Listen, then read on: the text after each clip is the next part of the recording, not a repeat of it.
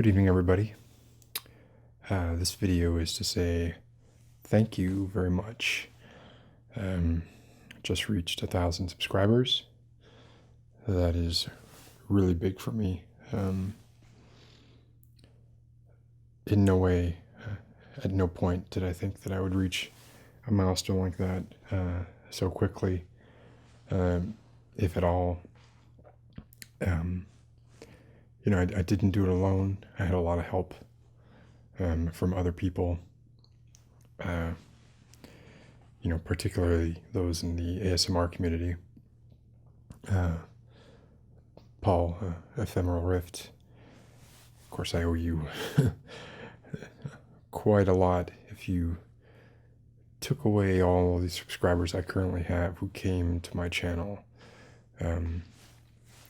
because of Ephemeral Rift, it would just be me and my brother, which I don't have a brother, so it would just be me.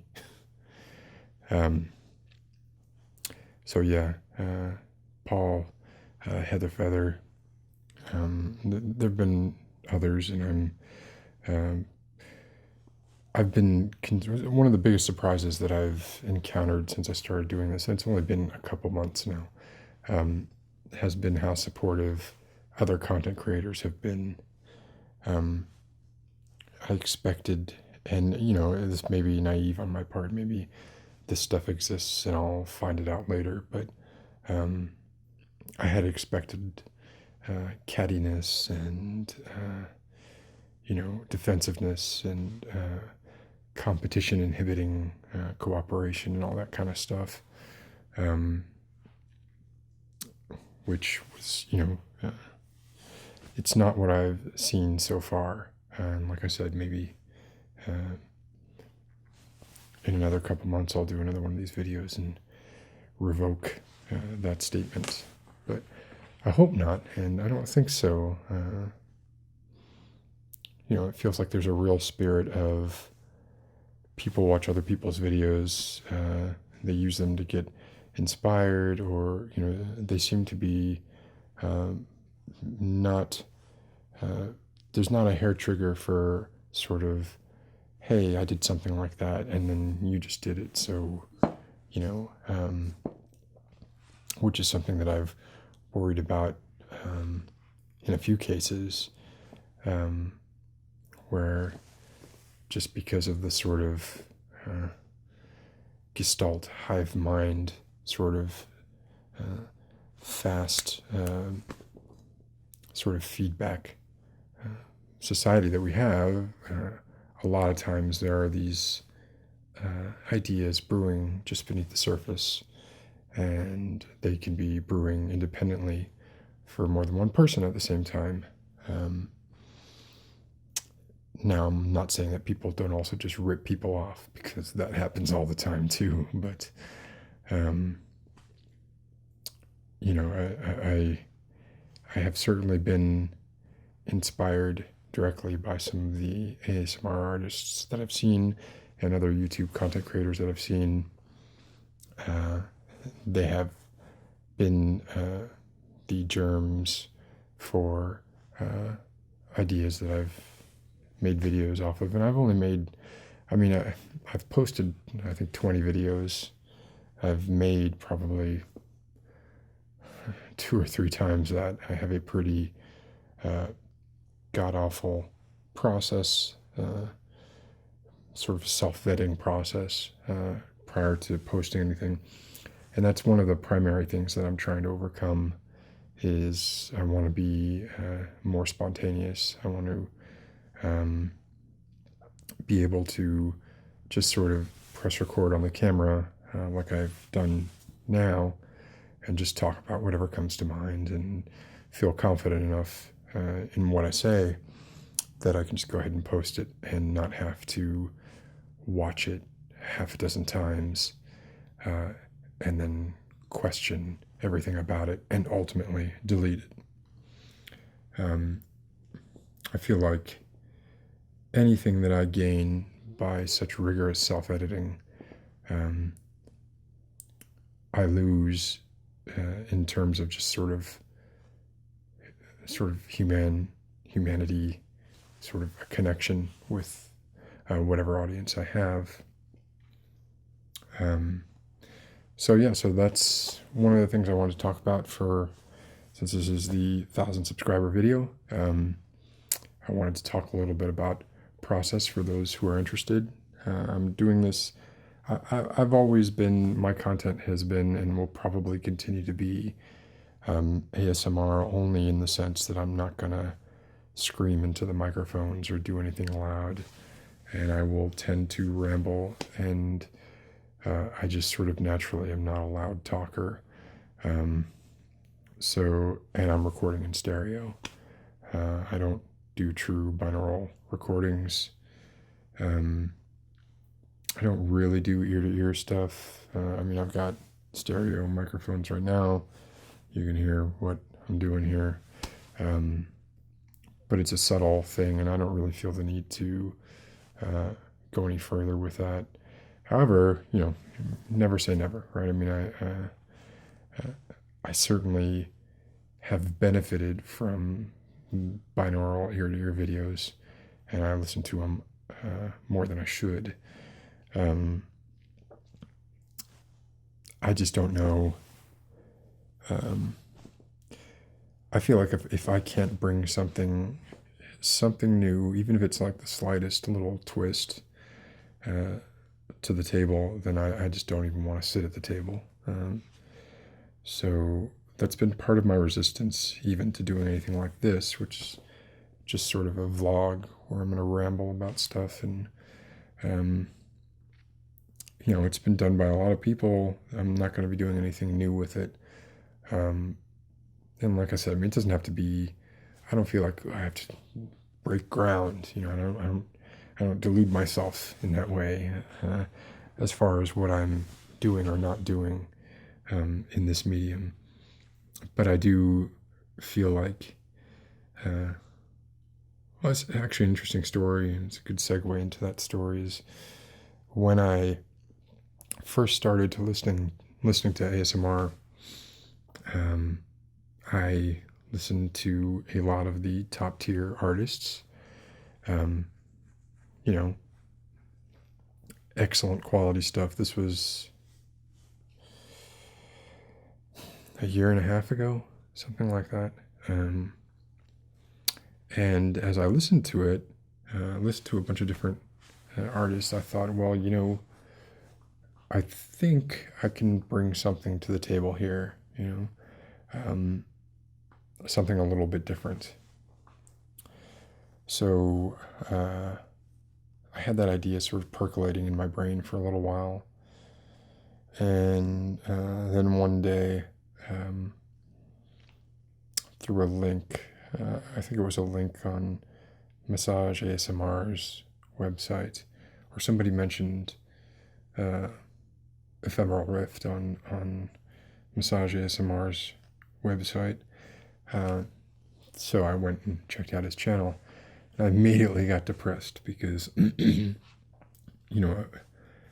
didn't have the ideas that I saw on his channel, but the side of it that I thought that, well, maybe I could bring something kind of like this to the table.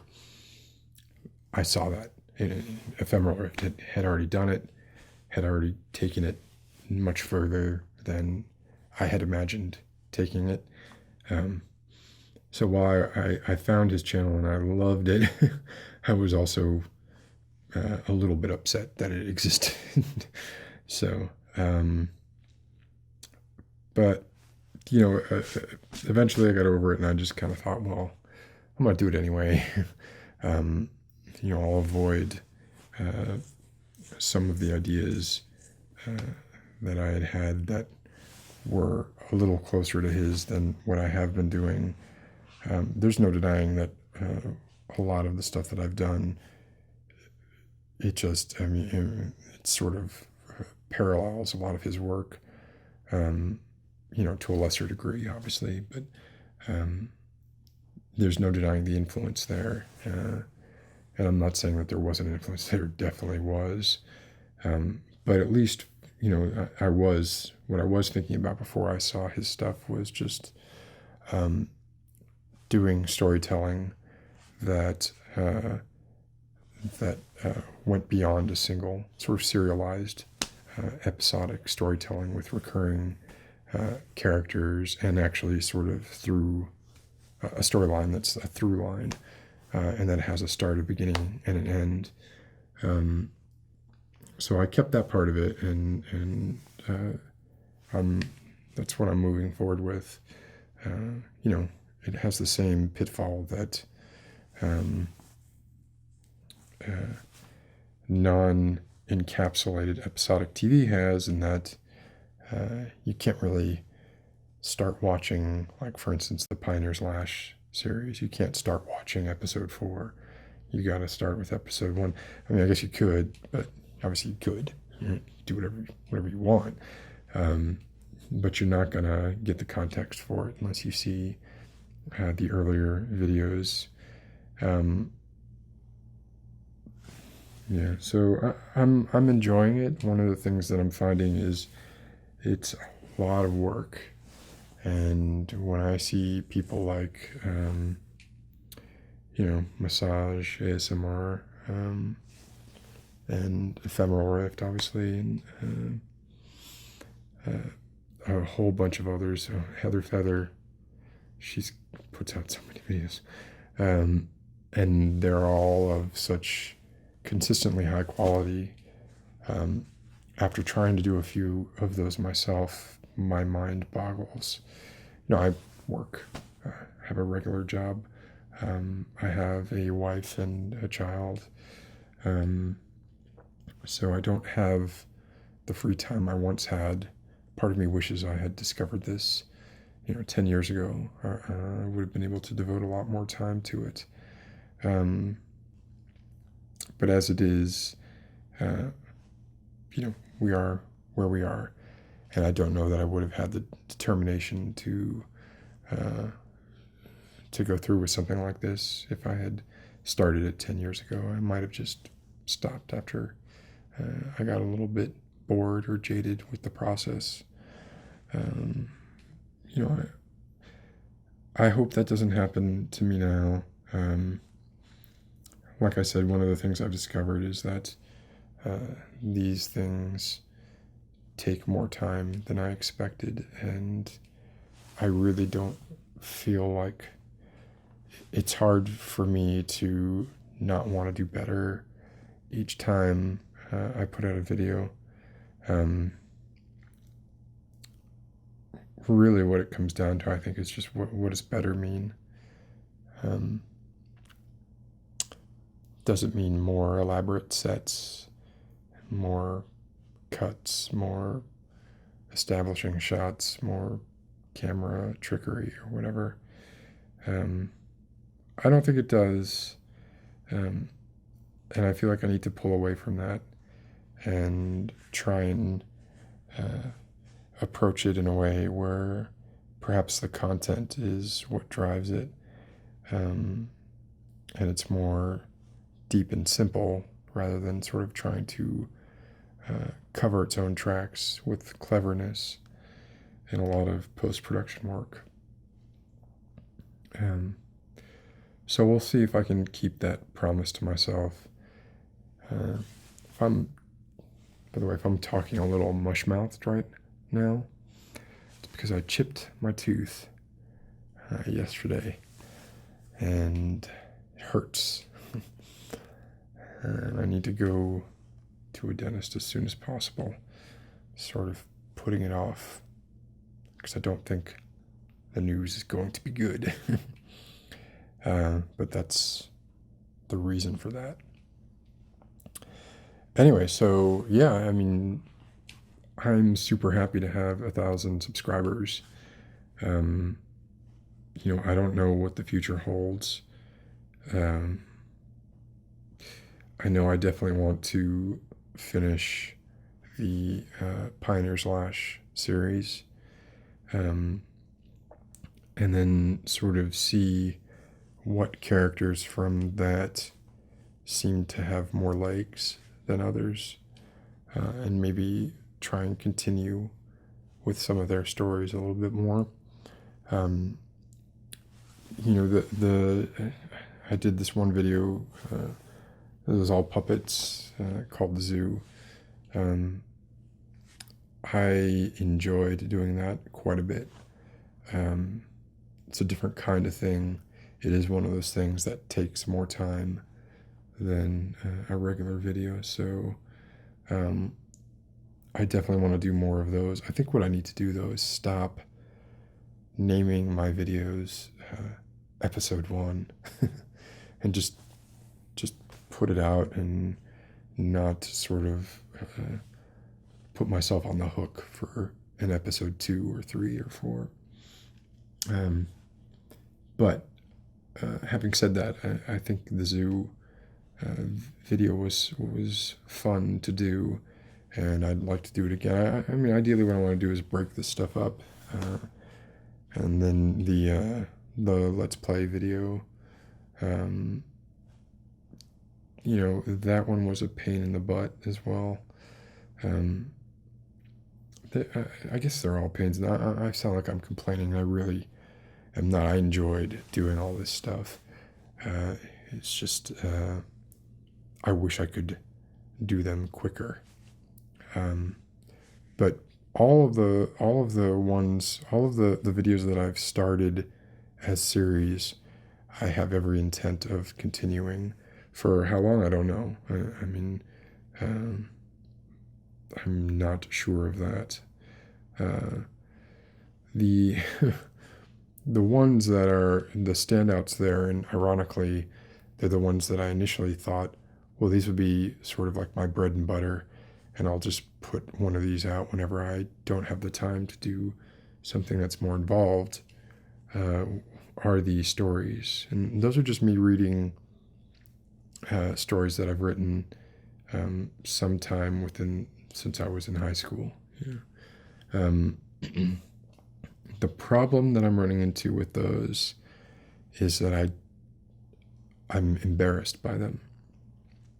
So I want to rewrite them, and you know, and that's fine, and I don't see why I shouldn't. But then they cease to be these things that are easy wins and become something else that I have to work at, and I can't just put out like this. So maybe these videos become the ones that fill the gaps between these sort of 3-week intervals between the more involved videos. We'll see. Or maybe I just say, you know, F it and read the stories as they were written by my 18-year-old or 24-year-old self or whatever, and try not to just try not to be so concerned with the content. But I don't know if that's going to happen. I've changed a lot since then, and there's a lot about those stories that I no longer like the structure or necessarily what they're trying to say. So I'm going to have to think about that, I think. So let's see, what else? I thought maybe I would do a little bit, kind of show you how I work, sort of what my workflow is. I mean, I'm not going to go too far behind the scenes, but, you know, enough to give you an idea. I don't think I do anything very different from what other ASMR artists do. But one thing I do that I think is different than most people is I very much rely on scripting. If you go back and watch any of my earlier videos, you'll see I'm usually looking right about here. I'm usually just kind of staring there as I speak instead of looking into the camera. The reason for that is I would have an iPad mounted on my camera stand and some teleprompting software, and I would be reading off the teleprompter. That wasn't satisfactory for me. However, one of the other things that I've learned since sort of diving into the video medium is that a lot of video equipment is priced by companies who believe that their consumer base, their main demographic, is corporate funded. So you get like these kind of inflated government prices where, if you go online right now and look for a teleprompter, they're ridiculously expensive. So that wasn't really an option for me, but I also didn't want to be staring here all the time instead of here. So I was looked up, sort of how teleprompters work, and they use half silvered glass. So, basically they put an angled piece of glass in front of the camera lens and something that projects beneath it, and you see the reflection shooting out from the angled piece of glass, but the camera doesn't because it's half silvered. Now the reason for the half silver part is that it makes the text really stand out, and it makes it so you can use it whether it's daylight, night, anything like that. I do most of my stuff here, which is my basement. Some of it I don't, but most of it I do in the basement. And the conditions are really controlled, and it's also apart from my set lighting, it's fairly dark. So I didn't need for the surface that I reflected my text onto. I didn't need for it to be really that reflective. I didn't have to deal with the sun's glare or anything like that. So what I found was I had a little microscope for my daughter, and it came in, and almost all kids' microscopes come in these packages where it's like this. It's a piece of plastic, and it's kind of a suitcase, and it opens. This one has a snap on one side and it opens. So what I found, I just sort of cut a hole here in the bottom and mounted it on a stand, and then propped this up at about the same 45-degree angle you do in a regular teleprompter, placed an iPad in the bottom, and once this gets right in front of the camera,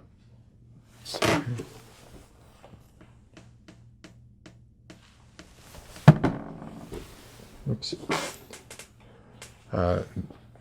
you can't see this right now. This is dirty because I don't use it anymore. I used this for a while though, and this made a perfectly good teleprompter. If you buy a teleprompter, it's about $500. If you use this for a teleprompter, it's about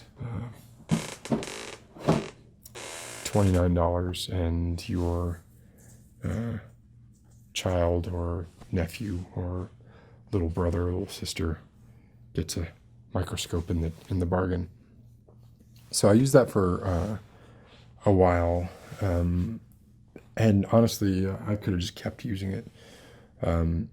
But then eventually I did build my own, which just meant, just because I wanted something sturdier, and I actually did spend a little bit of money. It was like $30 to get a silver piece of glass to use. And then I built the frame out of wood, and everything else is the same as that. But that was sort of when I learned that, I had known it before then, because, you look at any of this kind of production grade stuff, even little things like the clamps and the attachments and all these pieces of metal that probably, we're talking about 75 cents worth of metal that are being sold for over $100. It's very clear that the video market is aimed at either the high-end sort of videophile or people who are corporate backed, in which case they also don't care if they're wasting money. So you gotta get creative. Hardware stores are your friend, because seriously, the raw material and a lot of this stuff, my light stands, although some of them are actual light stands, most of them are from Home Depot. I do a lot of, I'll show you a little bit of it, but I do a lot of sort of DIY to get around the cost aspect of it. So anyway, so that's that. The other thing that I do quite a bit of is a sort of chroma key stuff, and right now I'm in front of an actual curtain background, but I do have a green screen. It's a big one. I had originally just used a piece of green felt that I bought at Joann's, but they only have pieces that are I believe 52 inches wide, and if you want to go any wider than that, you have to stitch together yourself and do all this stuff, and the seam is very hard to get rid of, and the material and the color it's a little too reflective. The color is a little not quite dull and dark enough, so that I wasn't getting great keys. So I did go ahead and actually buy a 20-foot green screen, and that's made a huge difference. I didn't think it would. I thought I'd be returning it, but it actually made a big difference, in large part because of because it's 20 feet and because it's sort of this very dull, non-reflective green screen material. The biggest problem I found with my original green screen was I would get bounced green light. I could never wear a white shirt like this in front of my old green screen. It wouldn't have worked. It would just look green. It was very hard to get rid of that, even with proper backlighting, which I now have. So, the camera I use is a Canon C100. It's the sort of cinema version of the DSLR. I really like it. I like the interchangeable lens aspect of it. I like the image quality. I like the low light capability that it has. And I like the form factor. So my process when I make a video is to script it first. Now I don't always say everything I script. Sometimes I will script it like in summary form, and I'll just have a paragraph saying, talk about this here, but I do script everything. I'm trying with this video and hopefully with others soon to come to get away from that crutch. But we'll see how well it goes, because certainly with like the Pioneers last series, that stuff has to be scripted, because there's just too much. There are too many details that I need to be sure that I reveal at certain points. And if I'm just winging it, I'm going to say something out of sequence, or I'm going to get a date wrong, or something like that, where then by the time it gets to the end of it, people are going to be like, or anybody watching it will say, hey, that this doesn't match up. So I want to be sure that everything in that series matches up, and actually the motive, the culprit, the sequence of events, the timeline, that all makes sense, so that people don't feel cheated. That's my least. I have some experience with writing mysteries in different mediums, and that's always been sort of a pet peeve of mine, has been if the writer cheated his or her audience by not actually presenting the facts. You can you can go the route of the unreliable narrator, but you have to make sure that the reader or watcher knows that the narrator is unreliable, even if it's just sort of an eventual reveal. You gotta play fair. I feel so. I'm definitely not gonna wing those, but I might wing some of the others a little more than I have been. I'd like to try and capture a little more of the charm and a little less of the robotic, by rote nature that some of my videos, I feel like some of my videos have. So, anyway, yeah, so let's go take a look at the set where I recorded the last Pioneers Lash video. So here's the motel room, and as I turn the camera, you'll see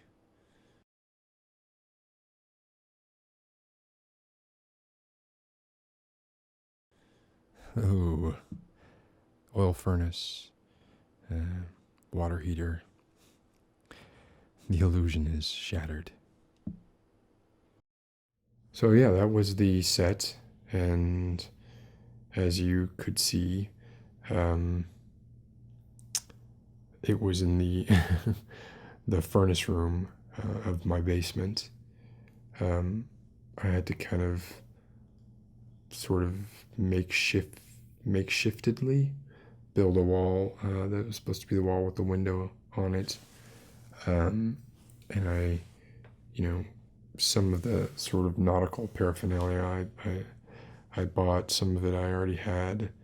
I went to a few garage sales, picked some stuff up.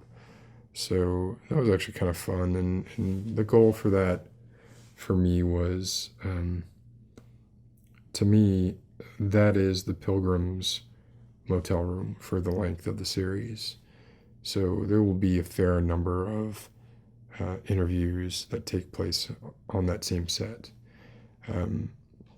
So that will save me some time when it comes to, I won't have to build unique sets for each one of these places. It's not going to be the only set, but, I'm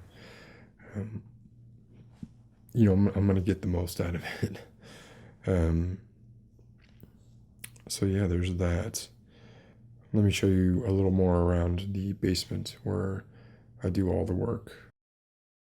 And here's just sort of walking into the area where I record most of the videos.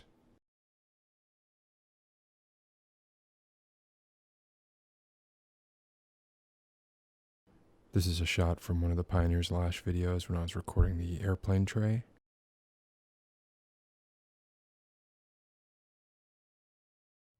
So that's a bit of a look behind the curtain.